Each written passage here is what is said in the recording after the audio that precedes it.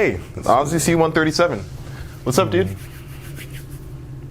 I'm currently working on the first gaming computer of 2018. What do you think? I mean, it's okay, but where's the tempered glass? Where's the RGB? Small form factor is cool and all, but I think you should start off 2018 with a bang.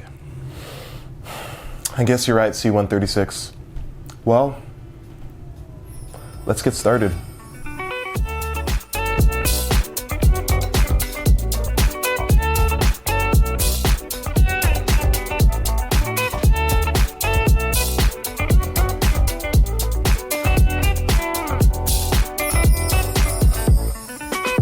So this right here is easily the greatest looking computer that I have ever personally built. And it's funny because it looks better than my main desktop computer with the Ryzen 7. I definitely spent more time on this computer managing all the cables and making sure everything looks as pristine as I wanted it to than on my main computer. Kind of ironic. Now initially this was going to be a Christmas themed build, hence the red accents on the case, the red CPU cooler, and the red and green LED fans, but unfortunately I was not able to meet the Christmas deadline, so I decided just to make this as cool and awesome looking as possible, and here we are. Nonetheless, it performs just as well as it looks. It's sporting a Ryzen 3 1300X and an EVGA SSD edition of the GTX 1050 Ti. AMD was kind enough to sponsor a lot of the components in this machine, including the CPU, the motherboard, the Asus B350 Prime Plus, and the power supply, the Corsair CS550M, which is a 550 watt semi-modular power supply. I bought the RAM myself. It is 8 gigs of DDR4 memory, currently clocked at 2400 megahertz, but we're gonna see if we can overclock that. It is from G-Skill, but like I said, I bought it myself. And it's red to go with the red color scheme that I have for the motherboard, the CPU, and pretty much the rest of the system. Arctic was able to supply me with the Freezer 33 eSport 1 CPU cooler. I haven't had a chance to actually try it out, overclock it, and test thermals, but it looks fantastic. It's a huge, hefty cooler with a very nice copper base, and I feel like it's gonna perform well. I think right now it retails for like $30, $40, but I will double check on that. But I'm pretty excited to check it out. A big thanks to BitPhoenix for sending out a lot of the components in this build, primarily the case, which is the BitPhoenix Nova TG. I do have a full-length review on my channel, so if you want to see this case in a little bit more detail, then you definitely can go check that out. They were also kind enough to send me the 2 fans that you see at the front and then 1 fan at the back, and then this awesome LED magnetic strip that you see running down the sides of the case and at the top, but you can't really see that right now.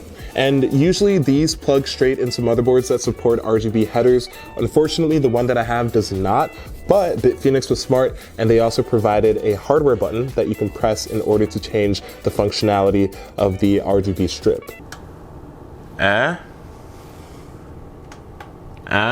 Pretty cool, right? Just 1 click and it turns to different colors. Future right here. This is the future. But besides that, I'm excited to try this out, overclock the CPU to its fullest potential and overclock the memory and see what kind of performance and what kind of thermals that we get. So let's go do that. So everything here works out a lot better than I initially expected. I was able to overclock the 1300X to 4.0 GHz using only 1.38 volts, which is pretty spectacular considering that most Ryzen chips only hit 3.8 to 3.9 and 4.0 is a higher tier frequency for the chip. When it comes to the GTX 1050 Ti, I was able to, I think, add a 130 megahertz offset to the core and then about 420-ish to the memory. I probably could have pushed it a tiny bit more, but I didn't have the ample amount of time in order to kind of stress test this as much as I would like. So considering that it's already factory overclocked, I think the overclock that I have on it right now is pretty good. I crunched a few numbers so you guys can get an idea of the performance of this computer.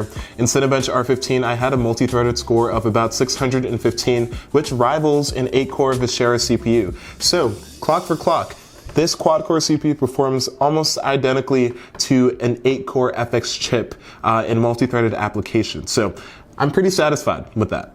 I'll take that. The single-threaded score rivals that of an i3 Skylake CPU, and the 3D Mark score is about what I expected from a computer of this nature with a 1050 Ti and a Ryzen 3 quad-core CPU. I booted up some Overwatch and some PUBG just to get some real-world gaming performance, and everything ran buttery smooth, just as I expected, and temperatures are great as well. It never went over 55 degrees Celsius, the CPU anyway, and the GPU stayed under 70 the entire time. So I'm very, very happy with how this build turned out. I do think I should name the computer just because I'm so happy with it, but I can't think of names. I'm not very creative. So if you guys have a name, let me know in the comments below. I will also know if you do comment a name that you watched this video up to this point. So congrats and thanks. If you guys like this video, then leave a like. If you loved it, share, subscribe, all of that stuff, and I will see you guys in the next one. Peace.